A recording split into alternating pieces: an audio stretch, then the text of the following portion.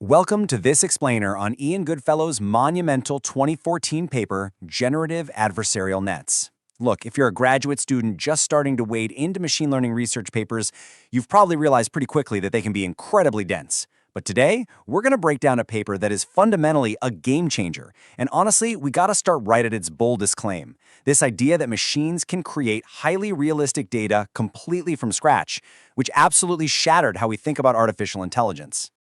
Right when you read the introduction of this paper, you'll see the authors drop a massive hook.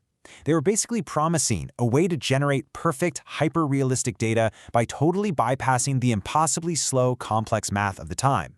You see, before this paper, if you wanted a computer to, say, generate a brand new image, you had to explicitly map out the exact probability distribution of every single pixel interacting with every other pixel. And as you can probably guess, that math was practically impossible to solve exactly. So, the authors asked a question that represents a total paradigm shift in the field. They essentially asked, why on earth are we relying on these slow, messy, probabilistic calculations when we could just reframe data generation as a task that standard, incredibly fast neural networks already know how to solve? They decided to turn the creation of data into an adversarial game. Now, to really grasp why this was so revolutionary, we need to quickly separate two core concepts you're going to encounter all the time in your reading. Back in 2014, deep learning was already totally crushing discriminative tasks, taking a high-dimensional input like an image and predicting a label like cat or dog. But generative models, the ones that have to learn the probability distribution of a data set well enough to create totally new, original examples from scratch, those were severely lagging behind.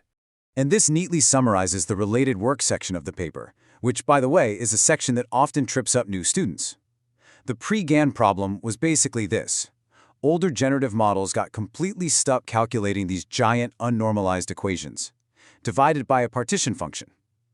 Because doing that math exactly was impossible, researchers had to use approximation techniques, like Markov chains. Think of Markov chains like a random, blind walk through a massive field of data.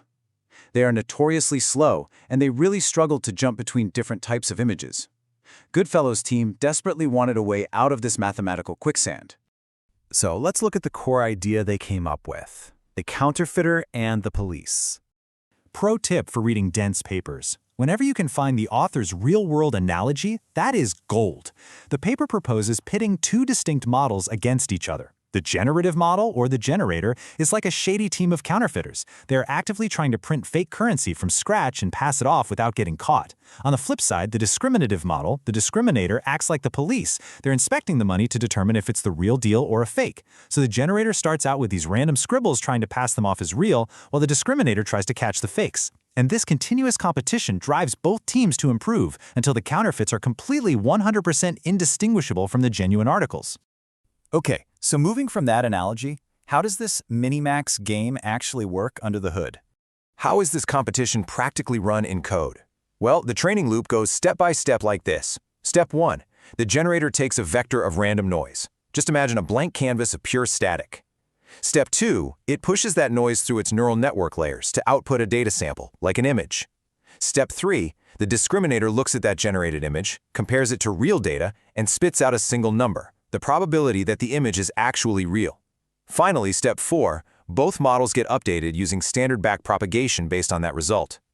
Notice what is completely missing here. There are no slow Markov chains. Generating a brand new image is literally just one fast-forward pass of random noise. In the paper, you're going to see this framed as a Minimax game. Look, when you hit intimidating calculus like equation 1 in a paper, don't panic. Try to translate it into plain English. The Minimax equation simply means the discriminator is trying its hardest to maximize its accuracy in labeling real versus fake data, while the generator is trying to minimize the discriminator's accuracy. They are just two models playing a tug-of-war, pulling in exact opposite directions. The paper uses a brilliant little diagram to illustrate this push and pull, and it's probably the single most important concept to understand. Picture a one-dimensional graph. The black dotted line represents the real data. The solid green line is the generator's fake data. And the blue dashed line is the discriminator's confidence level. Early on in training, the green fake distribution is way off from the black real distribution. Because of that, the blue discriminator easily spots the difference. Its confidence is high where the real data sits, and it drops low where the fake data is. But as we move into the inner loop of the algorithm, things start to build. The Discriminator actually gets better. It refines its detection skills, becoming a highly accurate classifier of whatever is currently sitting in front of it. And of course, this forces the generator to get a whole lot smarter. After an update, watch what happens to that green line. The discriminator's gradient feedback literally acts like a gravitational pull. It guides the generator, actively dragging that green fake curve closer to the regions that are more likely to be classified as real data. It just slides it right over toward the black curve. And finally, boom, we reach convergence. This is the ultimate goal. The green and black curves overlap entirely. The fakes perfectly mimic reality now, and because the data is flawlessly realistic, the discriminator is completely stumped. It's unable to differentiate between the two anymore, which causes that blue line to just flatline right across the middle.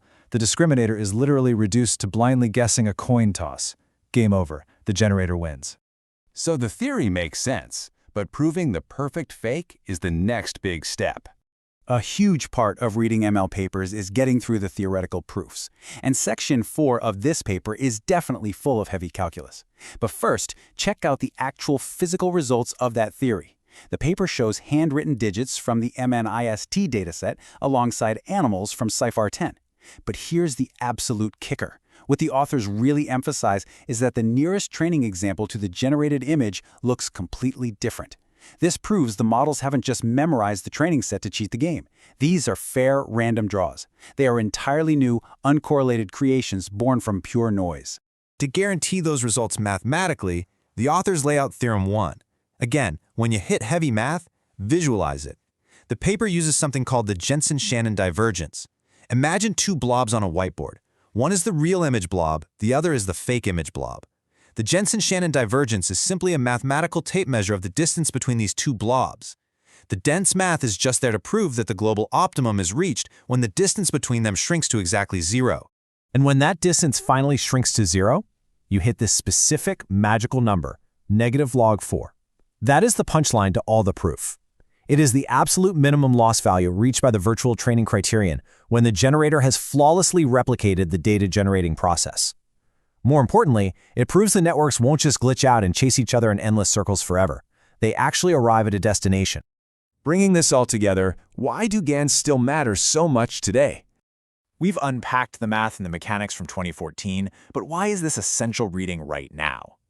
Well, the legacy of this paper is just immense. Table 2 in the paper beautifully summarizes it. It completely bypassed the extreme difficulties of older models.